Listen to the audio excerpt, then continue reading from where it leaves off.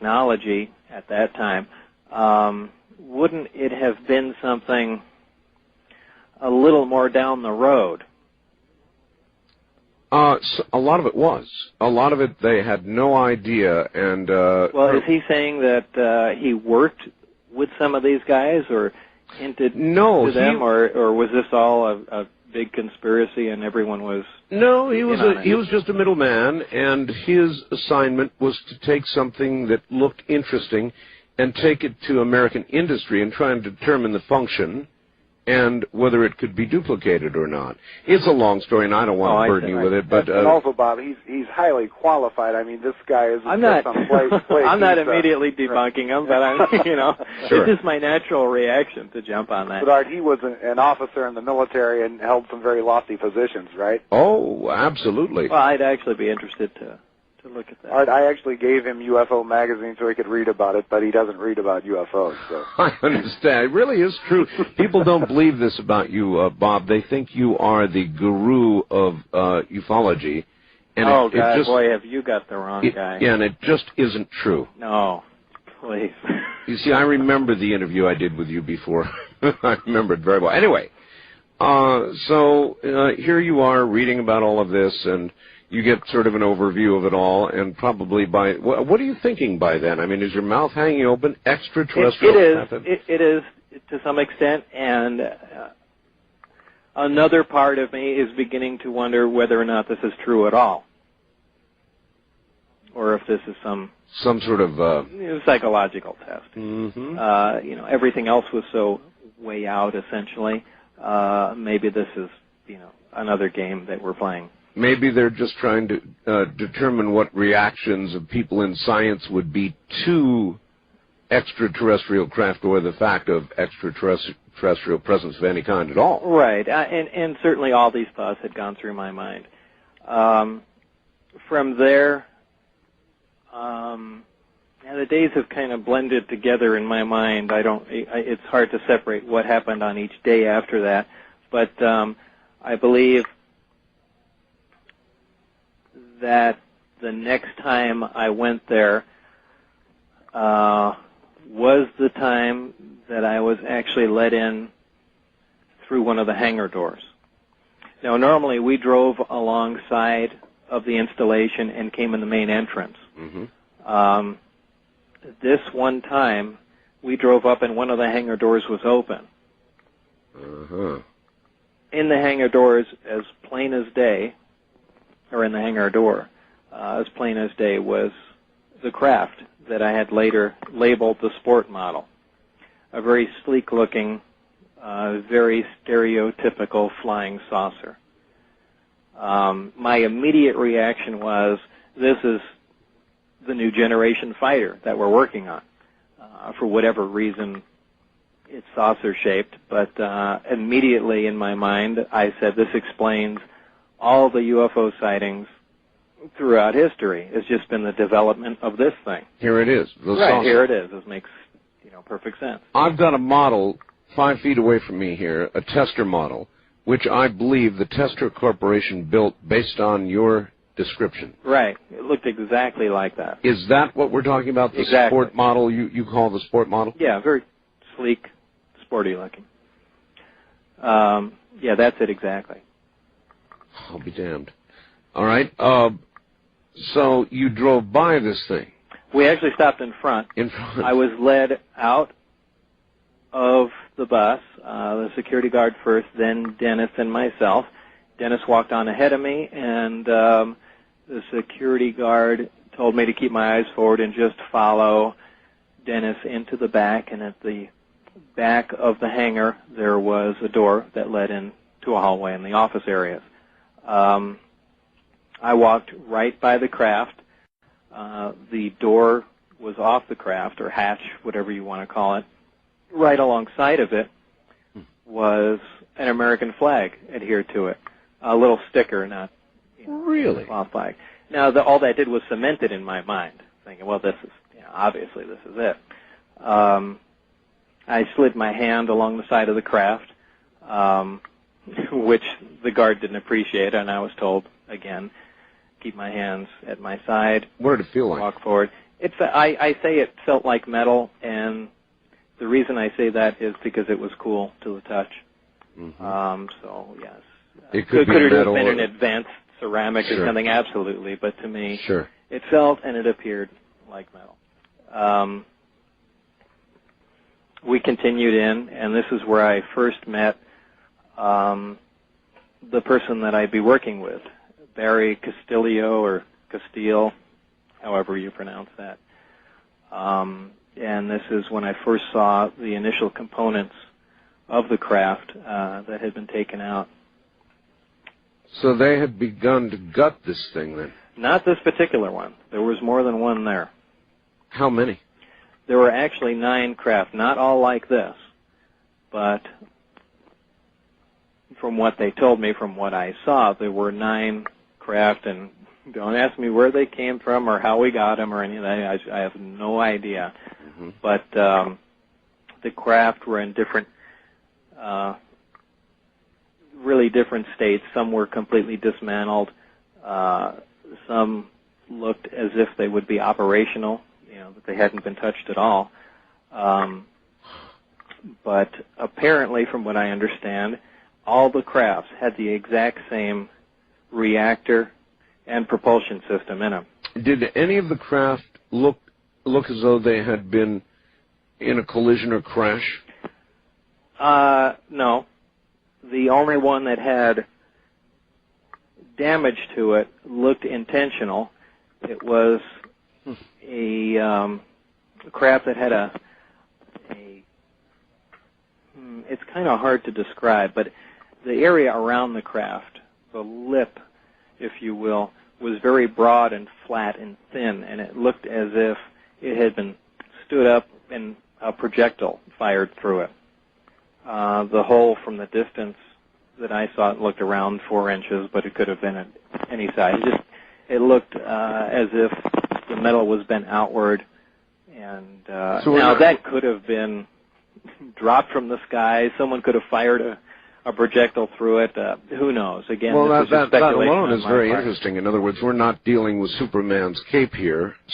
Holes could be blown through it. Right.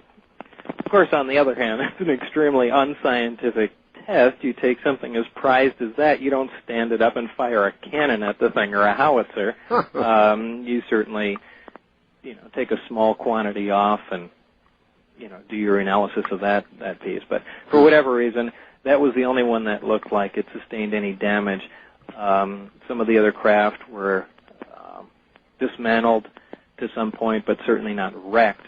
The only craft that I was permitted to work on, to touch, to have anything to do with, was the craft that I termed the sport model. That's the one that you have a model of there. Well, as you turn around, as you walk in on all of this, though, Bob, No, I did not see this all at one time.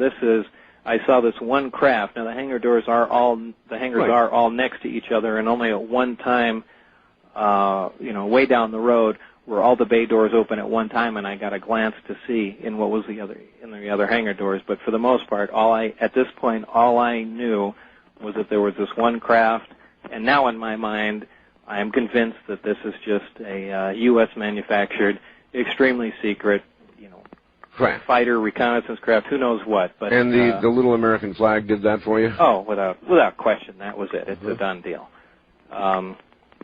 So what do you say? You look at it and say, turn around to your companion, we'll call him, and say, wow, or my God, or where did these come from? No, nothing. I just had a smile on my face, if I remember, walked into the back door, and then, the introductions began. The only other person I really interfaced with was Rene. I don't remember his last name, and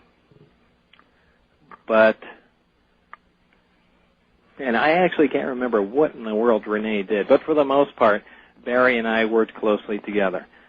Now, this is also the first time that my supervisor left me alone with Barry, and, this is where the learning process essentially began. This is where my view of everything changed. Did they tell you at that point what your specific job was? In other words, there it is, and it's sort of like, okay, what am I supposed to do? Well, that's what this that's where we begin now. This is exactly what this meeting with Barry entails, is the description of precisely what I'm supposed to be working on, what my function in life is now at this place. And this is where I find out that we are essentially, well, number one, that the briefings I was reading are correct. In other words, they are extraterrestrial. Right. These craft are not extraterrestrial. The scope, the aim of our project is now to back engineer these craft, or this one particular craft, with the intention of duplicating it, or duplicating the subsystems within it, using earthly materials. So that was the project. Now this hit me quite hard at that time, and needless to say, now this night I didn't get any sleep. It was fairly exciting before that, but and certainly Barry just telling me this wasn't enough. This is when we also had some demonstrations on what we had found out, or what information had been gleaned so far from the technology that we've seen. It was all very fantastic, and it was absolutely mind-boggling. Well, I know you don't follow all this, but I have to ask, have you seen Independence Day? Oh, absolutely. Yeah. Oh, okay, good. At least you've done that. You remember when they brought everybody into Area 51 and they opened the big door, and you want to see they invited me to the premiere of that. Oh, they did? Yeah. In fact, they made me stand up for some reason. They made you? Yeah, and they introduced me. I see. But, in fact, someone called, I don't remember the people involved there, but when they were talking about the movie, the making of the movie, so on and so forth, the lab technician there, I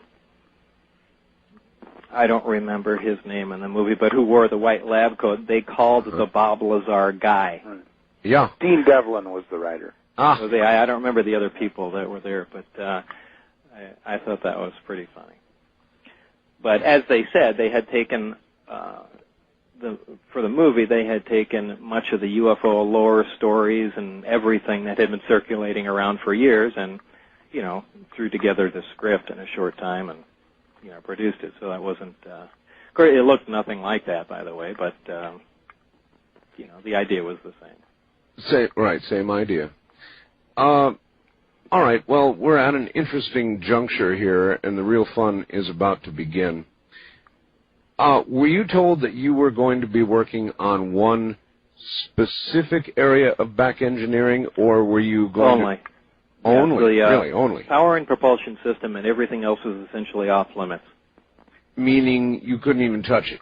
No, I couldn't touch it. However, I did get to go on the craft one time, and this was for the express purpose of only seeing the placement of the reactor and how the gravity amplifiers worked, how the emitters moved freely underneath on the primary level, and just how all the subcomponents, fit together. All right, that's a good place to hold it. We're at the top of the hour. Take a good few moments to relax, and we'll be right back.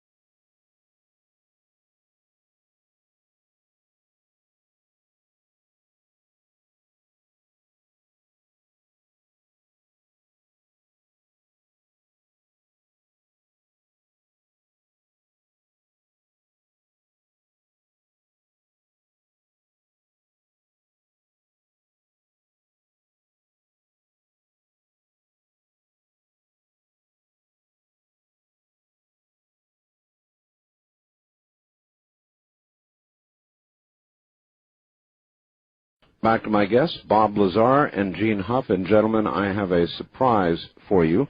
Bob, you were, in effect, recruited, I think, by Edward Teller. Mm-hmm. I have a friend who's listening to the show this morning as we speak, believe it or not, all the way down in Perth, Australia. His name is Stan Dale, and he was also recruited by Edward Teller.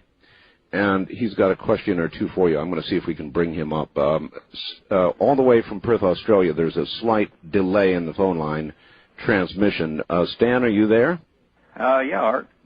Okay, very good. Bob Lazar is on the line, and I know you followed the Lazar story, and you might briefly, just very briefly, recap yours and ask a question.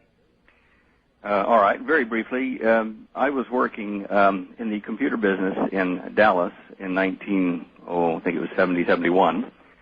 And among other things, I was also doing some investigation for the FBI at the corporations where I was working as an undercover kind of plant. Mm-hmm. During this time at this company where I was working, it was a large corporation. It was called Valtex Optical at the time. It had 100 sub